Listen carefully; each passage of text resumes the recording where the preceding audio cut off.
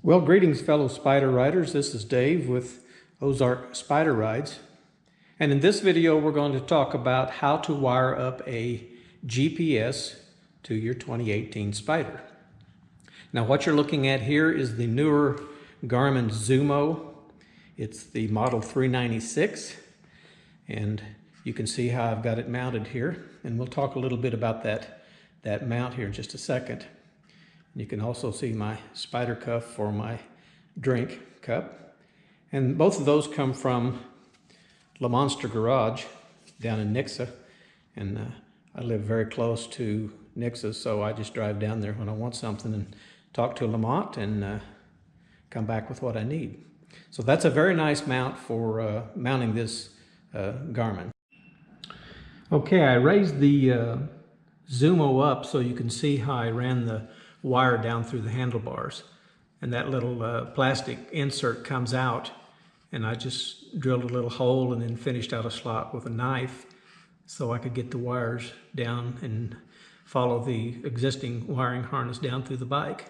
So that works real well. In fact, I like that I can move the mount up and down, because when I'm riding it actually looks like this. If I really need to focus on the GPS, it's not in my sight line to the speedometer, but it lets me see it. And then if I don't need it up that high, I can lower it down. So I like that I can move it around. Okay, I've opened up the Spyder maintenance and repair manual for the 2018 Spyder RT Limited.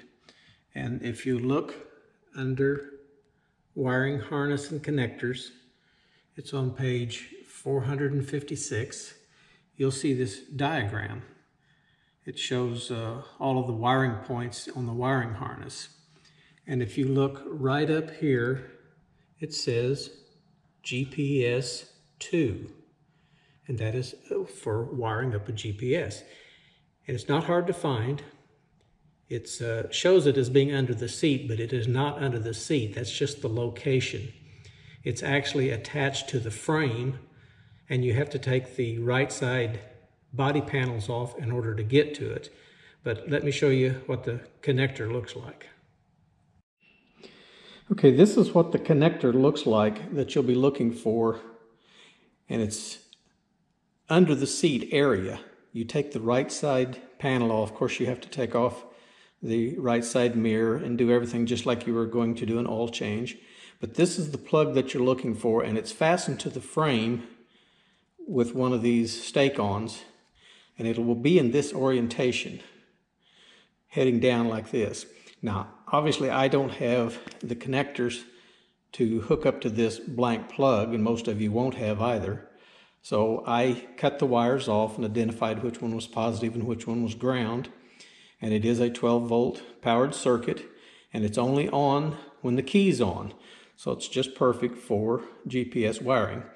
Now I pulled the little stake on out of the frame, but it will slide off, so you can slide this connector off and leave this on the frame if you want to.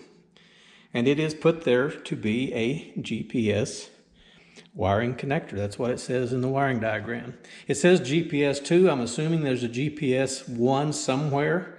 I could not find it. It doesn't show up on any of the wiring diagrams, so maybe not. Okay, I want to talk about this mount and what it takes to actually mount that, because it looks pretty easy. It is not. These original factory bolts are put in by BRP with this yellow Loctite, and I'm telling you, they do not intend for those to come out. And so when I bought this mount from Le Monster, Lamont told me, he said, make sure you do not try to take those bolts out with just a regular Allen wrench.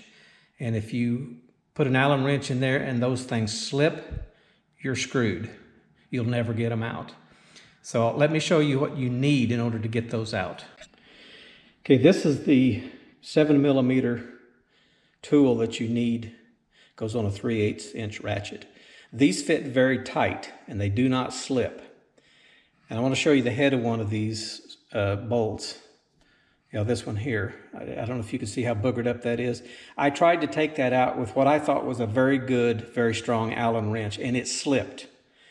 And I thought I was not going to get it out. and I went up to my auto parts store. I paid $5 for this, but this is a very well-made 7mm adapter. And I tapped it in, bottomed it out, and it took this 18-inch 3/8 drive ratchet for me to get those out. They're in there tough, and so I don't want you to underestimate that. If you don't have the right tool, don't attempt to take those out. You will ruin them. These stainless steel bolts are a little bit soft, and so they're easily deformed. As you can see, that's what I did to that one. So make sure if you're going to do this that you get the right tool. Okay, I want to show you kind of how I routed the wires.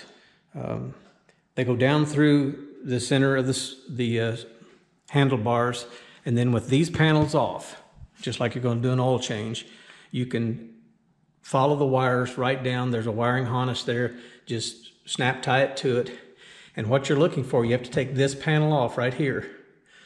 That plug is back in this area about halfway in, and it's on a 45-degree brace. And I showed you the plug. It's real easy to identify. It's the only thing in here in that area that's not hooked to something. So you're not going to get the wrong wire. There's only one plug fastened on that angle brace there. So it's not under the seat as it looks like in the wiring diagram, but it's kind of under this area right here. So that's how you wire up a Garmin Zumo or any other Garmin that you want to put on. And I'm really happy with that. I know people are going to ask, why did I abandon the BRP Connect? Well, I worked with it for almost 6 months, and the last software update did fix the audio to the helmet issue. But I don't know if it's my cell phone or if it's the Genius Maps, but I just could not get reliable turn-by-turn directions.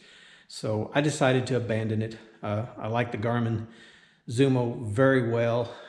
I like using the base maps. I can go anywhere I want to go. I don't have to just go city to city or whatever. So I can lay out any trail that I want. So I hope you found this helpful. And if you did, please subscribe and let us know what else you'd like to see. And as always, ride safe and keep your Spyder in good shape.